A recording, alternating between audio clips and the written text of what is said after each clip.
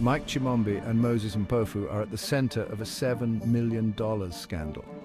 Accused of defrauding the government, they allegedly forged documents and failed to deliver goats promised in the presidential goat scheme.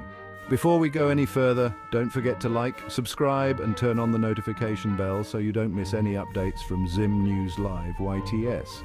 Stay tuned and keep watching. Their actions have led to their arrest and the nation is demanding answers. The Zimbabwe Anti-Corruption Commission is hot on the trail, continuing investigations into this high-profile case. As of now, Chimombe and Mpofu's bail ruling is deferred to July 1, 2024. Will justice be served? Will they remain in jail or be left scot-free? And what about Wicknell Chivayo? Stay tuned as we follow this developing story. Remember, corruption affects us all. Let's remain vigilant and demand transparency.